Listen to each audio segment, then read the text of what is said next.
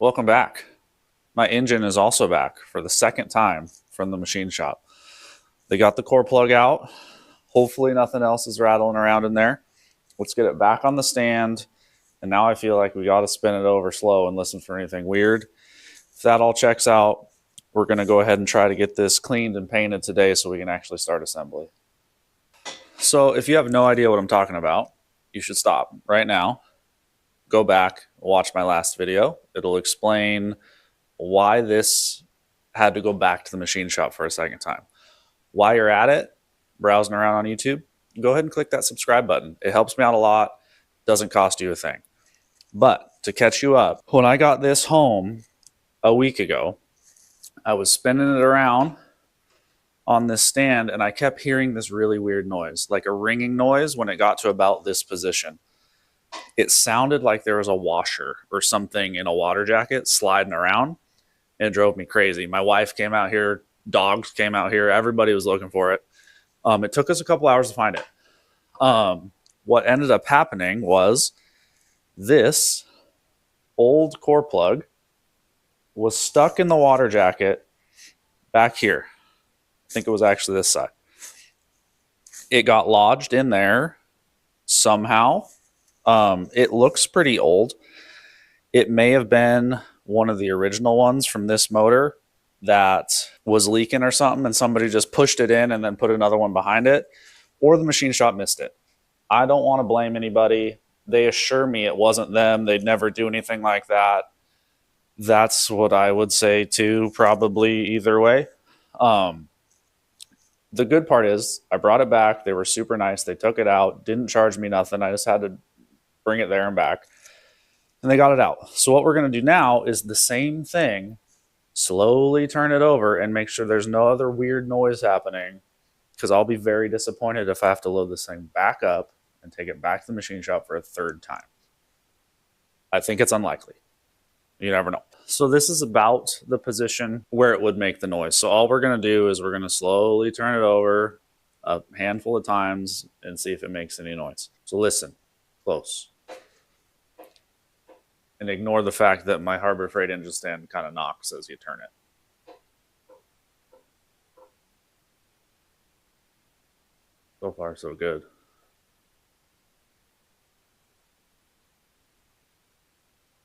That's the new plug. It was this number 7. I don't know how many times I'm going to do this before I feel better, but things are looking up. That is what it should sound like when you spin your freshly machined engine over. Nothing. Shouldn't make any noises. Shouldn't be things rattling around in there. So I'm having a little bit of a dilemma because they've obviously given me reason to question everything. But on the other hand, I think it was just an honest mistake and everything looks really good and really clean. Normally, if this was like a junkyard LS or something, I would drag this out, pressure wash it, Dawn dish soap, and then hose it down with WD-40 so it doesn't rust. This one, I'm on the fence whether I want to do that or not, because I don't want to introduce water to the freshly machined surfaces unless I have to. I don't want to get lazy and skip a step, but I also don't want to just spray this thing down with the hose if I could help it. If this was aluminum, A, I'd be a much wealthier man.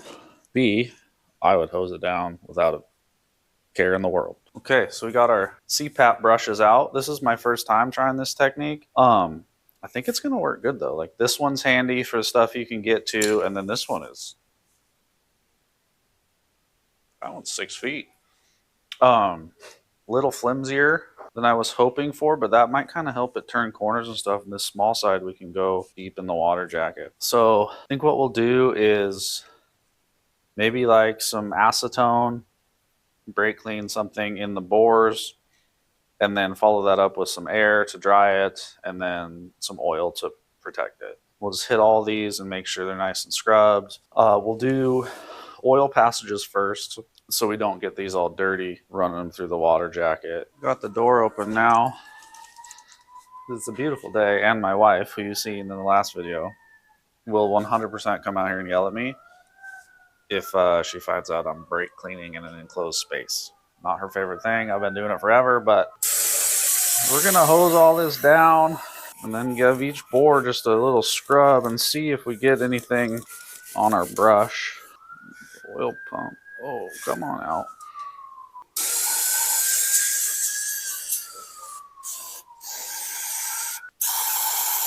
Oh, just washed that coat. Now I'm just hammering it with brake clean.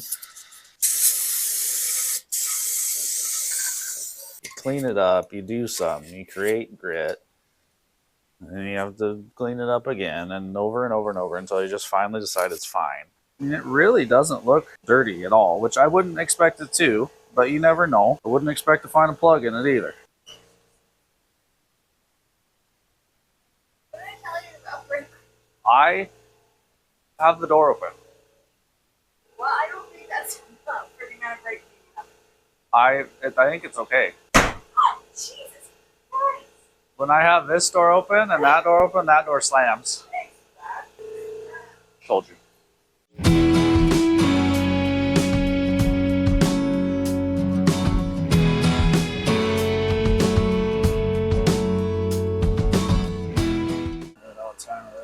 The neighbors love me. I'm sure of it. It's 9:30. They will live. I'm gonna wipe this down quick and then we'll start masking. Never actually painted a block before. LS stuff's aluminum. Everything else I haven't cared about enough. General purpose. Generally sucks so far. I think what we'll do is kind of lay it on and then we'll cut it off with a razor blade. As long as it sticks.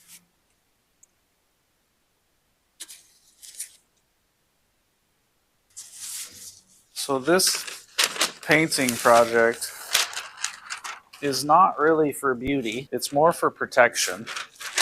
So it's not that we don't care how it turns out, because we do. There's some spots that we miss. I don't think we care like a whole bunch.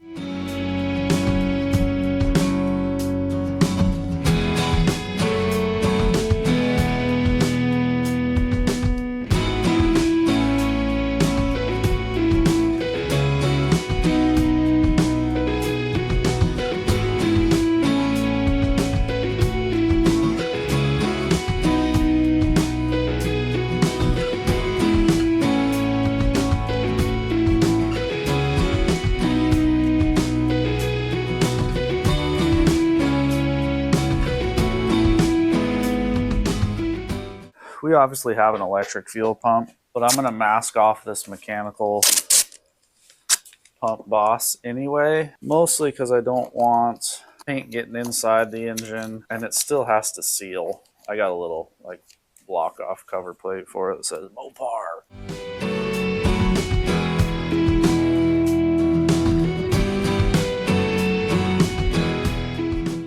It's ugly but functional. Like me. I'm gonna go ahead and hit all the places we are gonna paint with my favorite grease and wax remover, which is the cheapest brake clean that they sell by the case on Amazon. Get this thing out of the way. We're gonna roll this baby outside, let it heat up in the sun a little bit, and get ready to start painting. It's time to start painting. Let's go.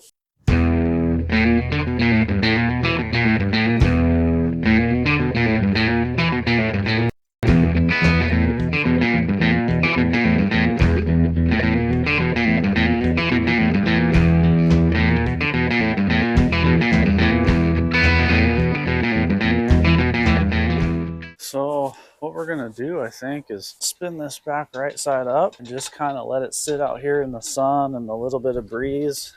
Kind of a lot of breeze. Oh, I see a spot I missed bad. Dig that paint can out of the garbage. Can't be having that.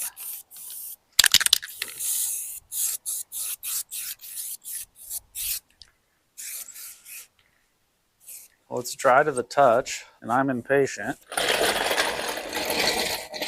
So let's drag it inside, peel some tape off, and have a look. I'm getting smarter.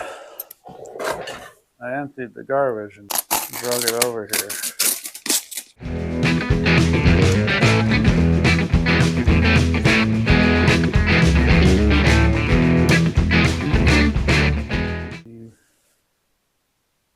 it's black, and the stuff that we didn't want to be black isn't, which is really all we were shooting for. I think it looks pretty good. I cannot wait to start bolting stuff in here. The motor looks killer. We're not going to push our luck. We're going to let it sit overnight and cure, and then in the morning we'll come back out here, and it's actually time to start putting the hard parts in this thing. So it's a new day, and we're going to get ready to start putting actual parts in the block. Paint's dry, still looks good. The machine shop set the bearing clearance. I sent them 2 different sets of bearings so they can kind of get where they want to be. They said everything checked out, but we're going to double check just to be sure. I have the stuff here. It's easy to do. We'll just measure, maybe not even all of them, but some rod and main journals, and then we'll put the bearings in, and we'll get the bore gauge out. We'll check that and just double check their work, just because I think it would be stupid not to. So I've got my receipt here, and the box is checked for check bearing clearance, and he told me what they were. I think he said the mains were 2.9 and the rods were 3 or 2.8, somewhere in there, but it's not written on this piece of paper, which is probably a missed opportunity. So that's even more reason for us to check. It's not that hard to do, so we're going to go ahead and do it. Just so we know, that obviously is a big concern or a big factor, like even for deciding like what weight oil you're going to run and stuff like that. So it's information we need to know. So I've got my 2 to 3 inch mic calibrated. This crank I know for sure has been ground on. I don't remember if it's rods or mains. One's 20 under, one is 10.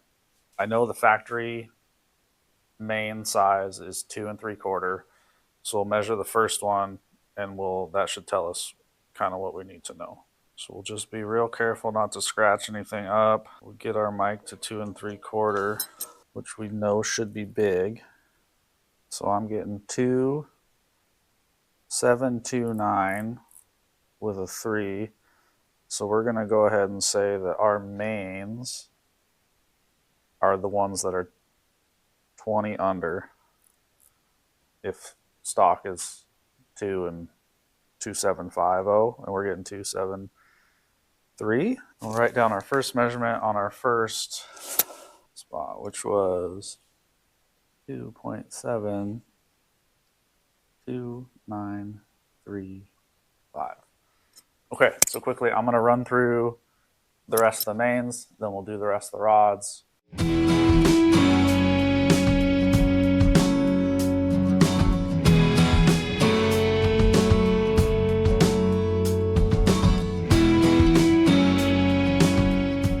Okay, so after a quick check of the 5 mains, the difference between the largest one, which is number 3, and the smallest one, which is number 1, the biggest difference we have is 3/10,000ths of an inch. That is more than okay with me, especially just doing a quick check on all these. So now we're going to go back and do the same thing on the rod journals.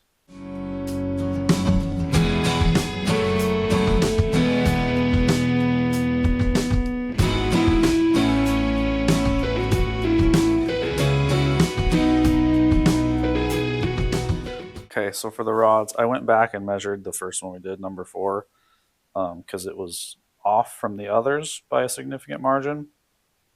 Wiped it back off and measured it, and it went 2.3642, which is more in line, makes more sense. So the delta here between the smallest, 2.36400, and the biggest, 2.36460, is 6/10,000ths. Okay, so we're gonna start putting our main studs in the block. We're doing this dry right now. We'll come back later for sure, and for sure use some ARP thread lube, or the instructions say you can Loctite them. So we may do that as well. But for now, for checking clearance, I don't know if these have to come back out or not. So we're just gonna just do it dry. Hand tight only, they say.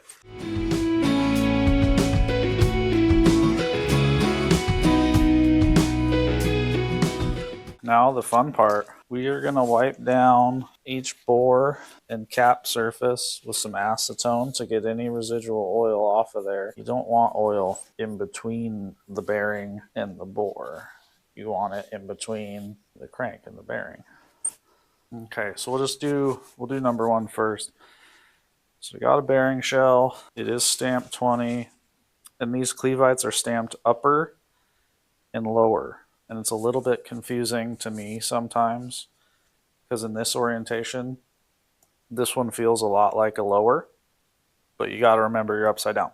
So this is actually the upper half of the bearing shell. So we're going to push that down in there, and we'll put the lower half in the shell or in the cap, and we'll put it back down on there. Make sure this says lower on it. It does. Tang to tang.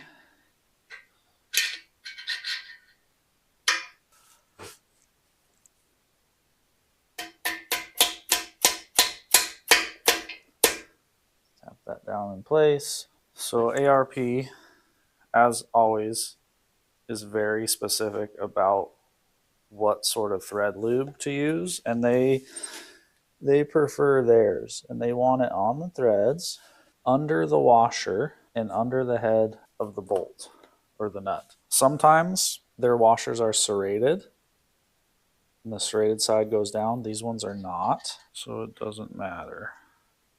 And we'll do a little bit on the underside of the flange nut. These are 9/16 12 point. So they're asking for 3 equal steps to end up at 110 foot-pounds. 110 isn't divisible by 3. So I think what we're going to do is 35, 35, and 40. So we're going to go first pass at 35, second pass at 70, final pass at 110. 35. Up to 70 now. 70. Final pass up to 110.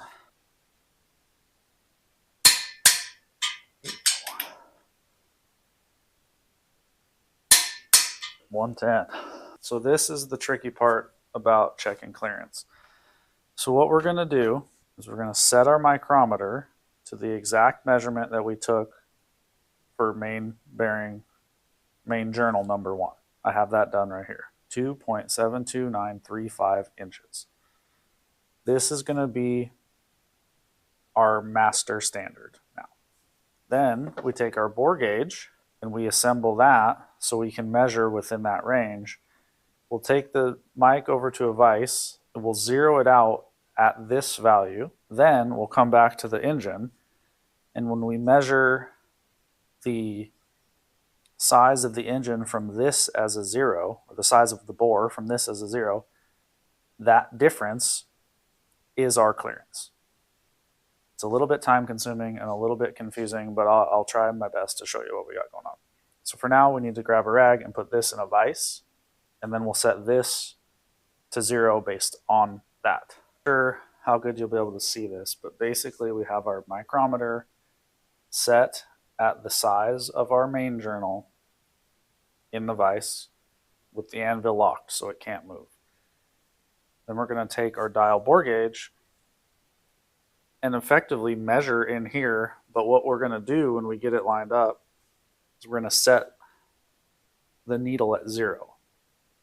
So we're setting a reference, and we know that the bearing bore is slightly larger than this number because that is our clearance.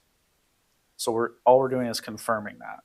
So we'll set this to 0, we'll take it over there. Hopefully we see something in the 3000s range, and that will tell us what our clearance is. So this part's a little tricky. It's really like a 3-handed operation. And you sweep back and forth and side to side as you're spinning the scale on the top. You will get to a point where as you rock it, the needle will move one way, and then it'll come back and stop. That is your real measurement. That means you're straight up and down, as if you think about it, right? The shortest distance between any 2 points is a straight line. and you are looking for your bore gauge to be in that straight line. This is now calibrated. We can take it back over, put it in the hole where the bearing's at, do the same thing, rock it back and forth, and the reading we get is our bearing clearance. So now we're effectively doing the same thing. We're just using this. This is what we're actually measuring. All of that messing around was to set this to a 0 that is known and measured from your crankshaft. Now this goes in here. You do the same wiggle. You want this the shortest distance, right? Straight up and down. This gauge will show you your bearing clearance because this hole is bigger than that crankshaft. Otherwise, this stuff doesn't turn, which is why you check. You don't want too much. You don't want too little. Goldilocks, just the right amount. Another thing to be aware of, any grit in here is going to give you a bad reading. And you'll see me do it here in a minute, I'm sure. If you dip the anvil of this thing into the oil groove, you're not measuring what you care about. So you got to kind of stay to the edges. So we'll go in here. I want to be straight up and down. The other fun part is, because this hole's bigger, this gauge is going to read the opposite of what you think. So like right now, I've got her pretty dialed in, but the needle of the gauge is changing direction at the number 7. Oh, I just fell into the oil hole. So, initial thought, 7 is way too much. You would be right. Except that 7 is really 3 because this is bigger than what we set it to, so we're going in the other direction. You don't care what the number is, you just care how far it is from 0. That's the easiest way to say it. See the needle there at 7? How it's changing direction as I wiggle, but never going past? This is our 0, right? So 0, 9, 8, 7, that's 3 thousandths. Bigger than our crankshaft is our bearing clearance. So you can kind of see the problem now, right? Like my bore gauge is only this long. I could take 1 out and get to 3. I could do them all. But because they're already set and the information they gave me was accurate with the first one, I'm just going to throw the number 2 cap on and I'll go through here and measure it that way. If that also checks out, that's going to be good enough for me on the mains. Then we have to do this all over again with the rods, which is a little bit more complicated because you got to have a way to hold the rod in like a rod vise or something. We have one. I'll show you that. There's 110.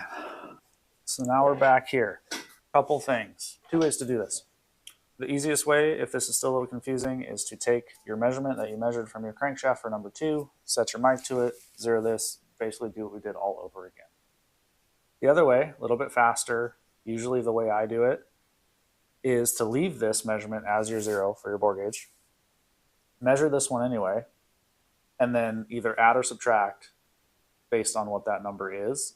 And ideally, it'll only be a couple 10 thousandths to get the clearance for this one. It's a little bit more math. It's a little bit more things to keep straight in your head.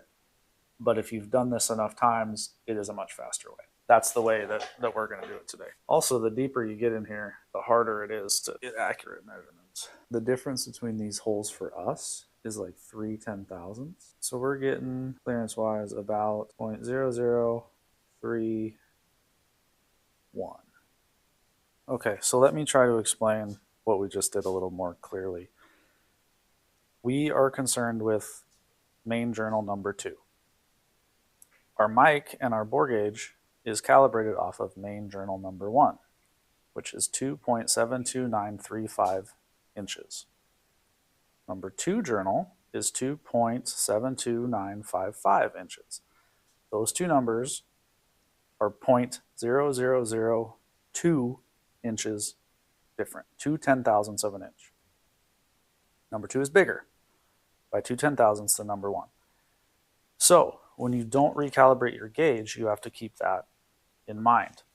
So we just went and measured the clearance on number 2 and got 0.0031 or thereabouts. Now that's bigger, but you have to subtract that 2 10,000ths from it because this journal is larger. It takes up more space. So if you do that, our clearance for number 2 actually ends up being 0.0029,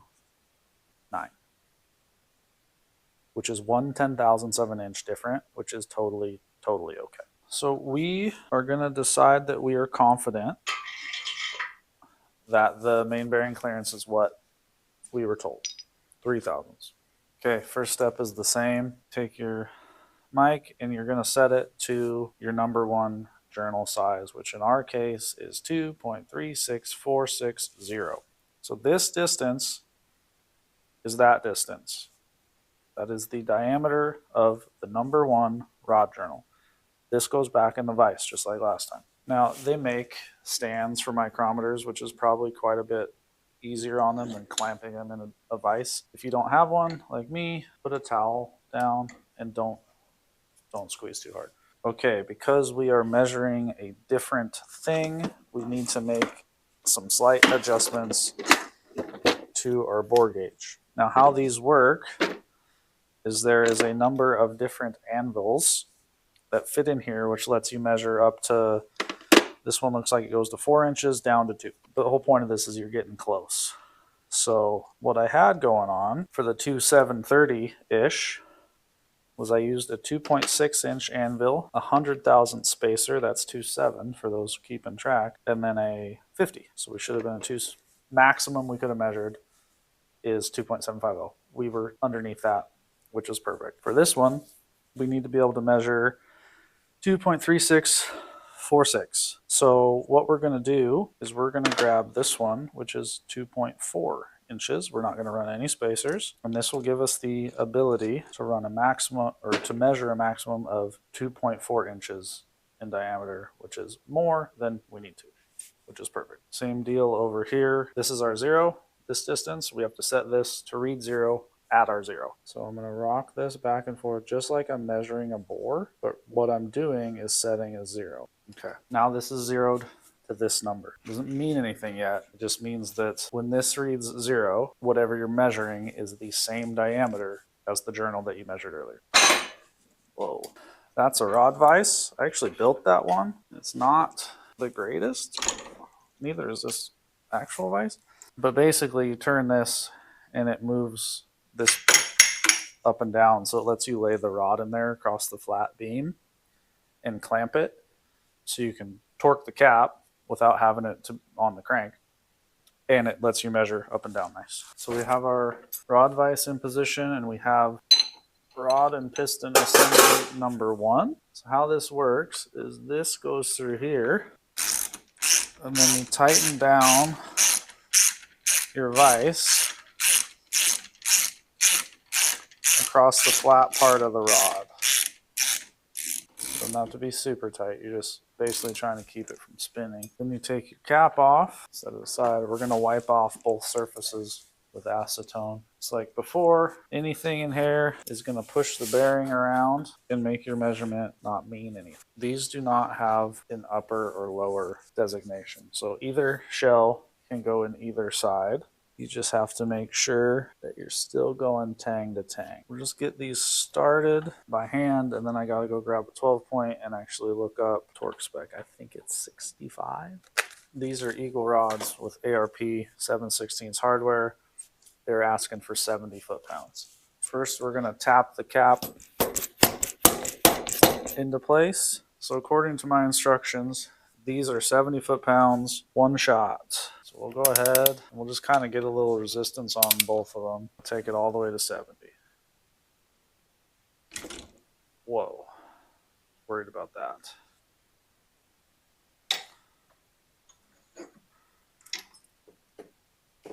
Okay,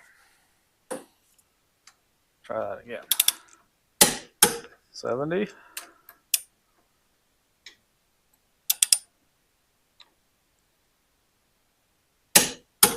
70.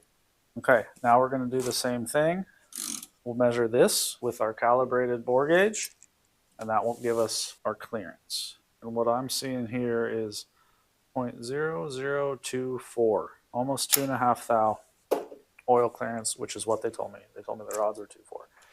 Same deal, we'll probably do one more just to double confirm.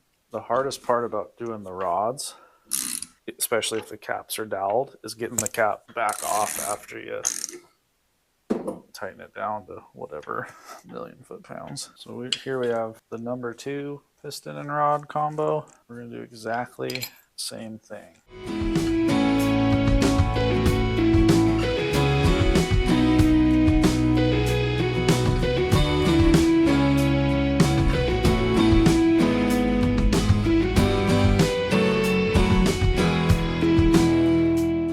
So I had some questions about this one off camera using my math technique. So I went ahead and I re-zeroed my micrometer just to double check myself, which is totally okay and happens sometimes. But I wasn't wrong. This one actually does have more oil clearance than the other one. 0.0029 on this one, and we were 0.0024, I think, on the last one. This journal measure is the smallest journal. This result is confirming my math result. So I just want to be sure it's still okay. 2, 4 to 3 on a big block like this with this size journal, I'm okay with. All right, so that's going to do it for this week. My goal was to get the short block assembled. Unfortunately, it's a Sunday. It's getting kind of late. I don't want to start a project like that and not be able to finish it the same day. So come back next week where we'll finally assemble a short block. Thank you. Please like and subscribe.